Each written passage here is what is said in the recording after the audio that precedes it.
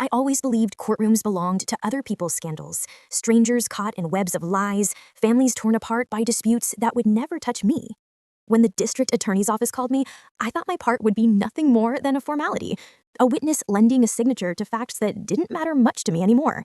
It was supposed to be about a man I barely knew, a neighbor once accused of shady property dealings, routine, in and out.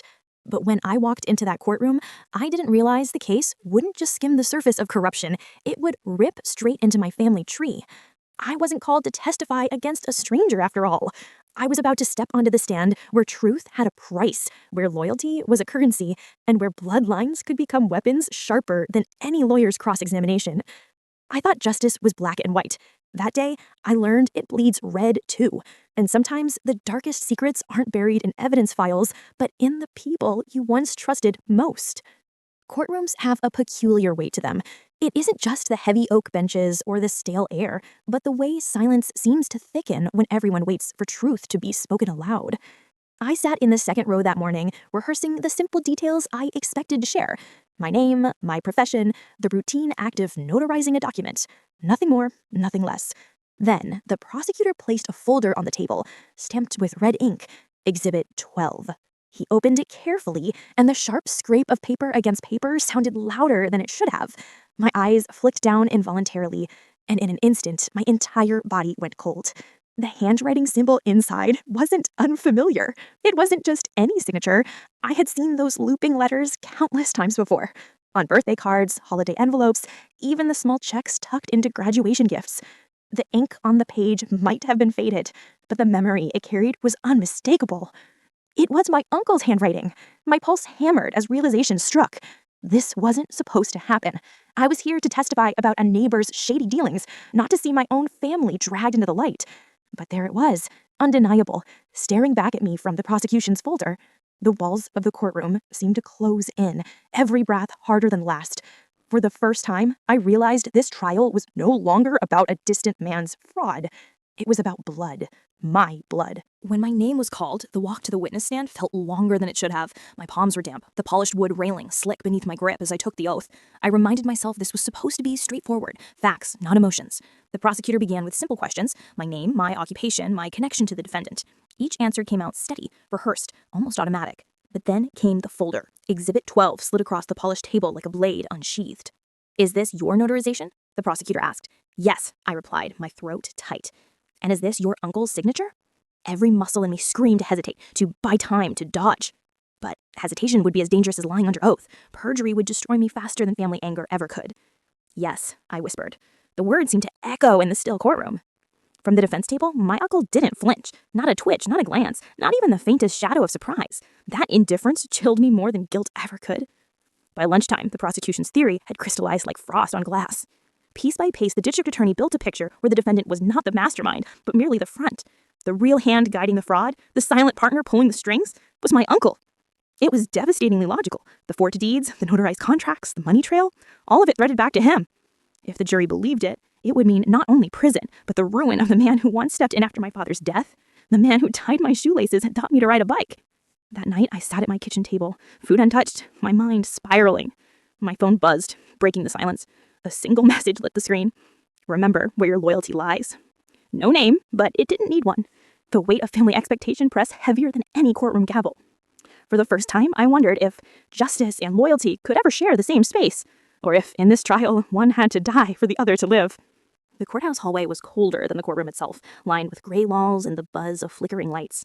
During a recess, I stepped out to catch my breath, but before I could exhale, he was there, my uncle. He approached me with the same calm authority he'd used when lecturing me as a child. His voice was low, meant for my ears alone. "One word from you," he said, "and this all goes away." I stared at him, pulse hammering. "One lie, you mean?" His jaw tightened, eyes narrowing into something colder than I ever had seen. "Family protects family," he muttered. The words were not a plea, but a command, an unspoken threat wrapped in tradition. But behind his demand, I could still see the faces of the victims, families who had lost homes, retirees stripped of savings, people whose lives had been gutted by greed. For the first time, I realized this wasn't just about blood ties or courtroom strategy. It was about whether I could carry his secret or choose to break the chain and finally let truth speak. When the court reconvened, the defense wasted no time in circling back to me. Their strategy was clear. Unravel my certainty, cast doubt on the signature and make me look like a confused witness caught between family ties and fading memories. The defense attorney's tone was deceptively soft.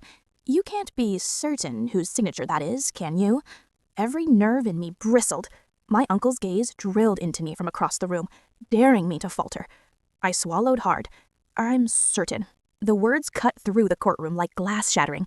A ripple of whispers spread across the gallery. My uncle's expression finally cracked, not into fear, but into something worse. Betrayal.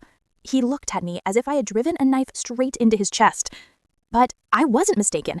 I knew that handwriting like I knew my own heartbeat. For years, it had been the mark of encouragement, of family connection. Now it was the ink trail of deceit. And by speaking those 3 words, I had chosen my side. The trial had been a relentless tug of war, each side dragging the jury toward their version of the truth. But the prosecution had saved its sharpest weapon for last. The courtroom grew silent as the prosecutor revealed a sealed envelope. Inside lay a letter, not just a letter, but my uncle's confession, written in his own hand, never meant to surface. The defense leapt up, objecting furiously, but the judge's gavel silenced the room. The letter was admissible. I felt the weight of the moment press against my chest.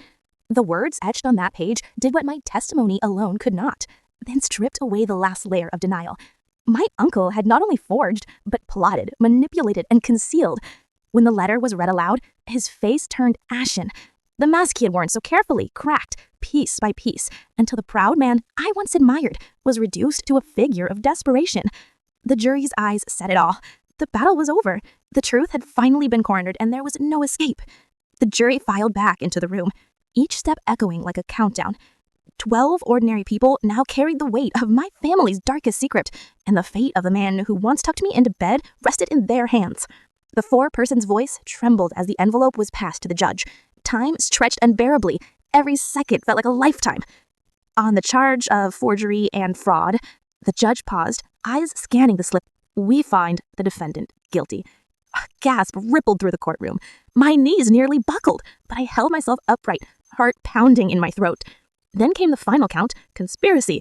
Guilty. My uncle's shoulders slumped, his once commanding presence reduced to a shell. The defense lawyer touched his arm, but he brushed it away, staring into the void as though searching for a doorway that no longer existed. I wanted victory to feel sweet, but instead it burned. Justice delivered with the taste of ashes. The gavel struck once more, final and unforgiving. The trial was over, but the scars were only beginning. When the courtroom emptied, I stayed behind, unable to move. The polished wood benches, the flags, even the smell of stale air felt heavier, as though the room itself had witnessed too much. I didn't attend the sentencing. The idea of seeing him in an orange jumpsuit, shackled like a stranger, felt unbearable. But the calls from county jail kept coming, each one ignored, until they stopped altogether. Silence grew between us, a wall higher than any prison barbed wire. Nights stretched into hollow hours. I lay awake, replaying the moment my voice sealed his fate. Was justice truly justice if it came at the cost of family? I searched for comfort and logic, but my heart clung to memories, birthdays, shared meals, his hand steadying me after my father's funeral. Then, weeks later, envelopes began arriving. Letters handwritten in careful, shaky ink. Not from him, from the victims.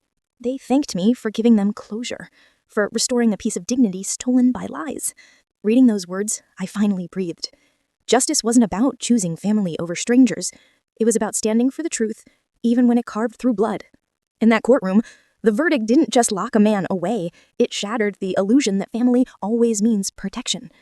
Speaking the truth placed my own blood on trial. And, in doing so, carved a scar I'll carry forever. Yet justice demanded sacrifice, and silence would have condemned me too. So, when I said yes on that stand, it was more than testimony. It was the moment I chose integrity over loyalty, truth over denial. Because sometimes, justice asks us to bleed before it heals.